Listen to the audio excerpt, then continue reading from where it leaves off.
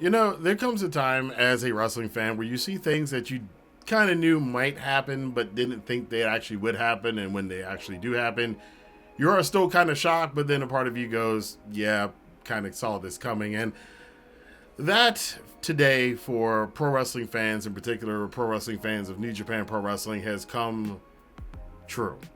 Kazuchika Okada is no longer going to be with New Japan Pro Wrestling. Now, this is nothing new for New Japan. They've lost a lot of guys, especially over the last couple of years. Kota Ibushi, Will Ospreay, Jay White, Juice Robinson, Katsuyori Shibata. But now, we're going towards something here with Okada that is a little bit bigger than just losing a top guy. You're losing the face of the company. And this is, with the exception of when Kenta left to go to NXT, this is not a common experience with top guys in Japan. The East tends to be the East. And the idea is that we rule over here and then the best of the West will come over here to face us. It was with Inoki and a lot of other guys. But unlike Inoki or Riki Choshu or Tatsumi Fujinami or Jushin Liger or the Great Muta or Hiroshi Tanahashi, Kazuchika Okada is choosing to, in his prime, leave New Japan Pro Wrestling and go ply his trades either in AEW or WWE. So we're going to talk about this today. I'll try to talk about it in a way so, people who won't call me a bad faith grifter. I don't want to be called that by people who never even cover New Japan on their channel. But as somebody who does regularly cover New Japan events on the channel, I did think I should probably chime in on what I think about this. And there's a lot to kind of unpack with this because it's fairly a big thing. First thing for Okada, let's look at what from Okada's perspective. This is a great move for him. I think he's become one of the most popular Japanese wrestlers in the history of wrestling, not just for this era.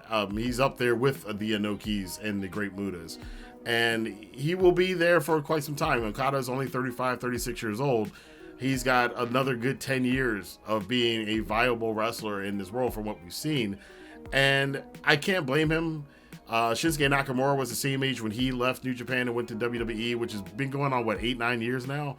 And, we see what goes on with Nakamura in WWE. He wrestles in a couple of feuds a couple times a year for a couple months, and most of the rest of the time you don't really see him. A lot of people joke that Nakamura is in semi-retirement, and I think maybe Okada's doing the same thing. Okada's body is pretty banged up too. He doesn't show it as much as some other wrestlers, but Okada's pretty banged up.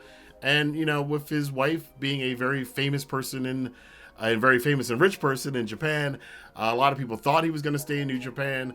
A lot of people thought because Hiroshi Tanahashi was the president of New Japan now that would keep Okada there. But no, Okada is leaving. And the decision seemed to be very sudden, because of the simple fact that New Japan, at the same day they announced Okada was leaving, announced that they were rearranging a lot of the cards that they had already set for the next couple of weeks, given that fact that now Okada's leaving. So they've set up a Never Openweight Championship match for the 6-man tag titles that Okada's one of the champions. I guess they'll be dropping that to TMDK.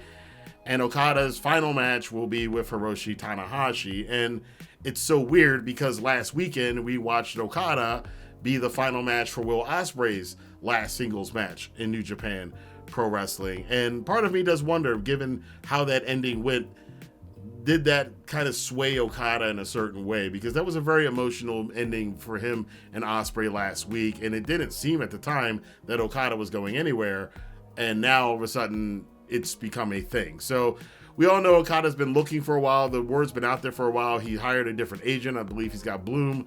So I think he filed for trademarks too. So the wheels have been in motion for this for a while. But again, it's just that is actually happening. It's a bit surreal.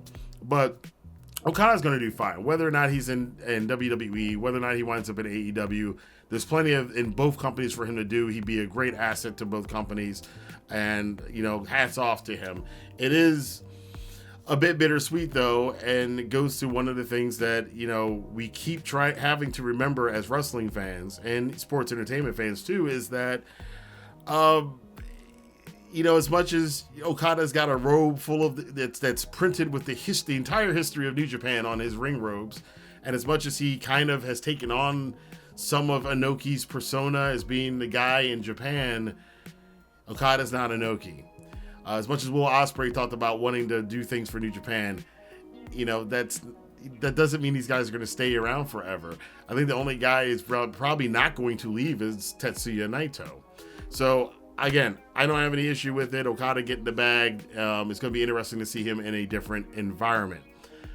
As far as New Japan is concerned, this is probably a bigger blow than most people realize. It's not just another person leaving. This is another step in a series of really unfortunate things for New Japan. And a lot of people have left the company in the last 2 years.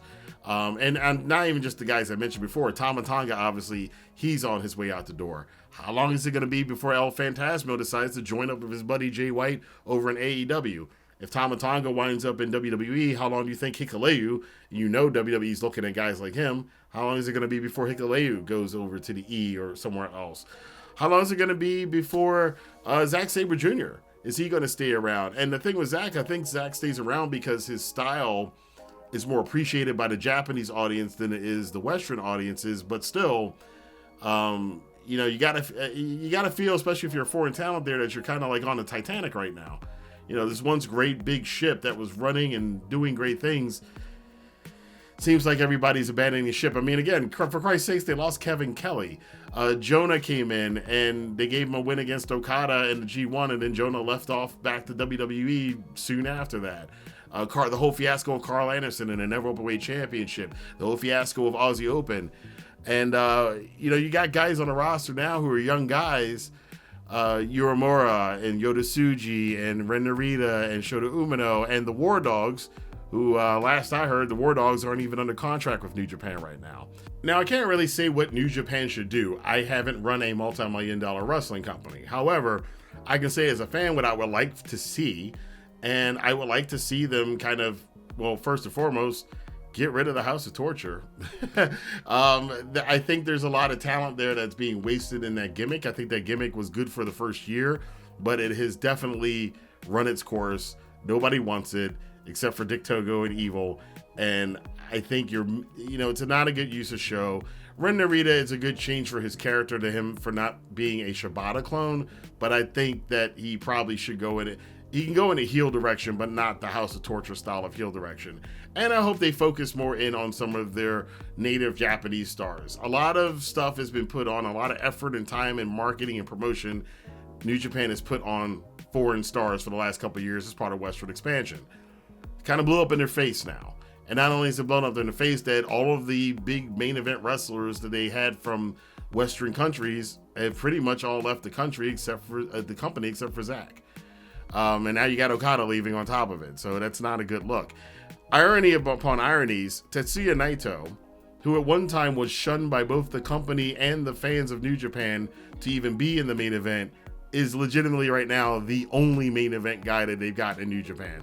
And I'm serious about that because the closest guys to him are Shingo Takagi, David Finlay, Zack Sabre Jr., and Sonata. And I can't really say that a main event of any kind of card involving those four guys as they are right now in the company seems like a main event to me. I mean, for God's sakes, Naito's next biggest challenge after Sonata is going to be Jon Moxley, who's not even, again, a New Japan contracted wrestler.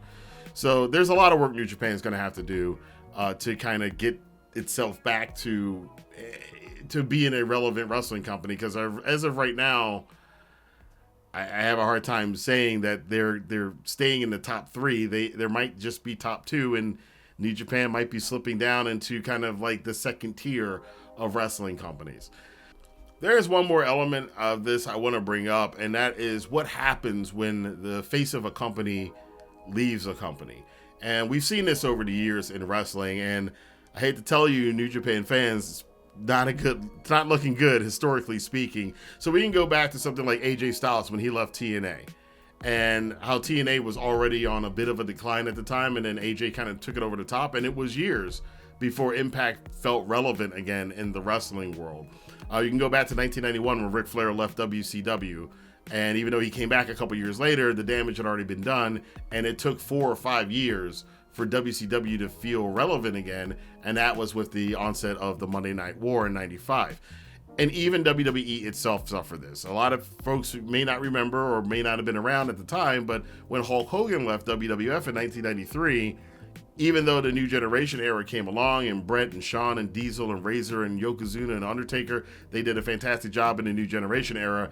A lot of history has proven that the New Generation era was kind of a down period for WWE. There still felt like there was kind of a hole, that there wasn't this top guy in the company as much as good as Bret Hart was. He didn't quite fill the space that Hulk Hogan left, and that space really didn't get filled until Stone Cold Steve Austin came in and became the biggest star that he is. And then they got doubled up on it with The Rock, which is why WWE had such good fortunes back then. So the history of this doesn't look good for New Japan.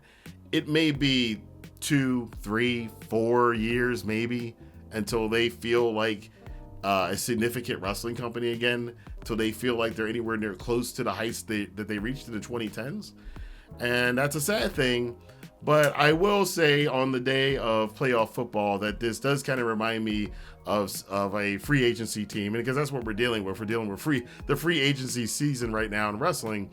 And sometimes your teams, you get a good team that's got a lot of great stars on it. They win a Super Bowl, they do all this, but then, the cuts come, free agency comes, and if you lose your Tom Brady or you lose a Peyton Manning, the team might not be as good for the next couple of years until somebody steps up to fill that role again. And I feel that's where New Japan is right now.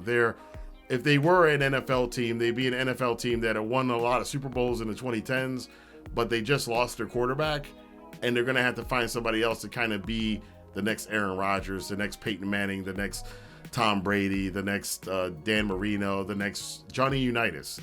And Kazuchika Okada was that for New Japan. And without him passing the torch to somebody else, it's going to be very difficult for them to get somebody else. I mean, before, again, when AJ and Shinsuke left, 6 months later, Naito and Kenny Omega, had become main eventers. When Kenny left, a couple months later, Ospreay and Jay White had kind of filled in that spot. Now that all of those guys are gone, Kota Ibushi and everybody else, it's a New Japan. It's a young New Japan, and maybe a blessing in disguise. Maybe it is time to change things up a little bit. I will say this, though. If this New Beginning show that I just saw is any indication, watching Great-O-Khan and Taiji Ishimori during a calisthenics joke match and all this House of Torture stuff, they need to change up really, really quickly.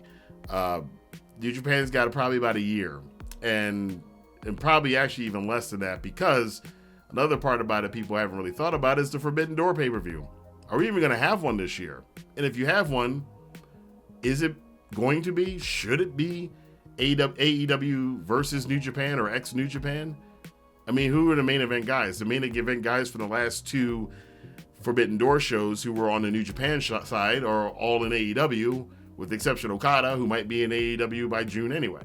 So, Naito can only do so much. He's on his last legs, literally, and last eye.